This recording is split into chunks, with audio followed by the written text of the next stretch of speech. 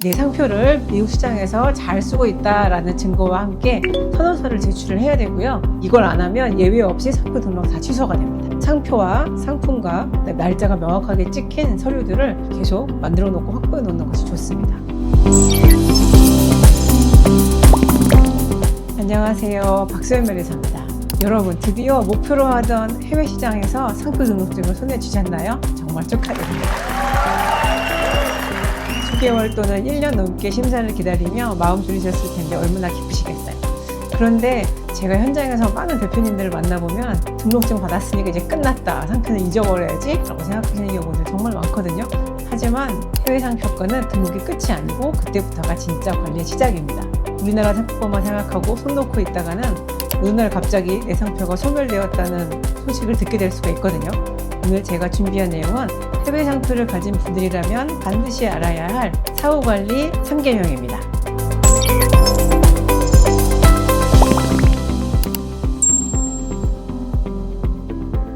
가장 먼저 주의해야 할 나라는 바로 미국과 필리핀 같은 사용주의 나라들입니다.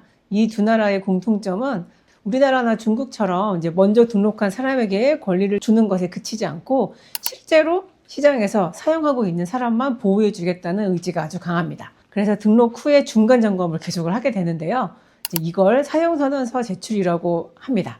미국의 경우에는 등록을 받은 날로부터 5년과 6년 사이에 내 상표를 미국 시장에서 잘 쓰고 있다라는 증거와 함께 선언서를 제출을 해야 되고요. 이걸 안 하면 예외 없이 상표 등록 다 취소가 됩니다. 필리핀도 마찬가지인데 등록 후 3년 또 갱신할 때마다 보고를 해야 되는 거죠. 실제로 이런 일이 있었는데요. 아마존에서 장사 잘하고 계셨어요. 당연히 상표권도 확보하고 계셨고요. 그런데 6년 차에 이 사용선언서 하는 걸 이제 잊어버리신 거예요. 미국 특허청이 상표를 말소시키고 그 사실을 전혀 모르고 있다가 이제 이슈가 있어서 상표 등록을 확인을 하려고 하니 소멸을 해버린 거죠. 더 컸던 문제는 그 사이에 어떤 유사 상표를 타인이 이제 출원을 해버린 거예요. 사실 무단 선점도 아니고 그냥 우연의 일치로 상표가 비슷한 그런 경우였거든요. 그리고 잘 쓰고 있었고 이제 결국은 미국 시장 전체를 포기하게 된 이 경우가 있기 때문에 사용선언서를 챙기지 않은 결과가 이렇게 무섭습니다.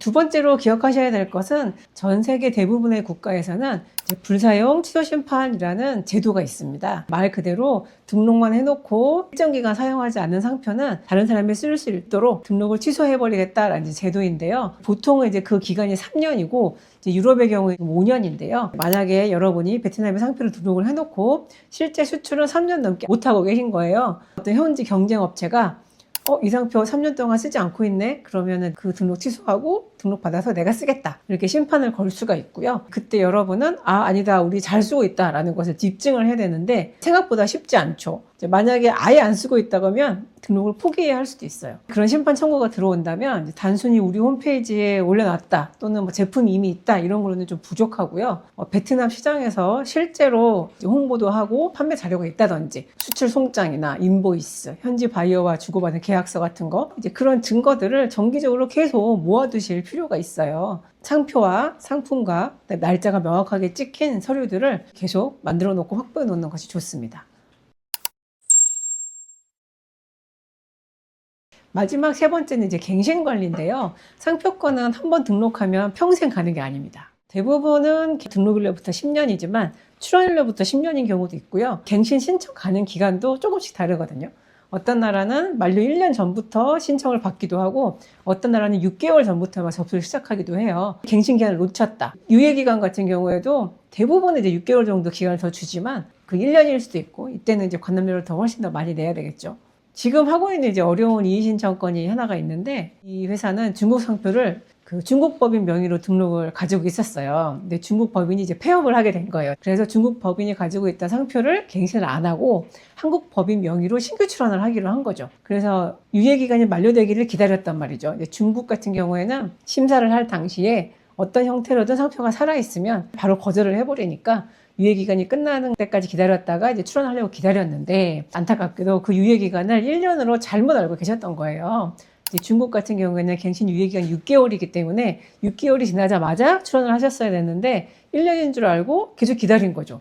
그때 출원을 하려고 보니 그 사이에 이제 타사가 똑같은 상표를 이제 모방 출원을 해버린 거예요. 이제 물론 이제 이 건은 이의 신청을 하고 있기는 하지만 사실 이제 유예 기간만 정확하게 알았어도 이의 신청까지는 안 해도 됐을 테니까 정말 이제 안타까운 일이죠. 갱신 마감 기한은 꼭 챙기시고 혹시 복잡한 이슈가 있다면 반드시 전문가와 상의하시는 게 좋을 것 같아요.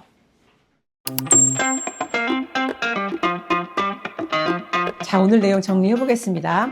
해외 상표는 등록이 끝이 아닙니다. 미국이나 필리핀처럼 중간에 사용 보고를 계속 해야 되는 나라들이 있고요. 대부분의 나라들은 3년 또는 이제 5년 이상 상표를 사용하지 않으시면 상표 등록이 취소가 될 수 있어요. 수출 증빙 자료라든지 챙겨두시는 게 좋고요. 마지막으로 10년마다 돌아오는 갱신 기간을 국가별로 꼼꼼히 챙기는 것이 좋습니다. 국제 등록 같은 경우에도 10년마다 갱신을 할 수가 있기 때문에 적절한 신청 가능 기간 내에 갱신을 꼭 하십시오. 브랜드는 만드는 것보다 지키는 것이 훨씬 더 어렵고 중요합니다. 오늘 영상 보시고 지금 바로 책상 서랍 속에 있는 해외 상표 등록증을 한 번씩 꺼내보시고 혹시 다음 관리 기한이 언제인지 꼭 확인해 보시기 바랍니다. 저는 다음 시간에 또 유익한 정보로 돌아오겠습니다. 감사합니다.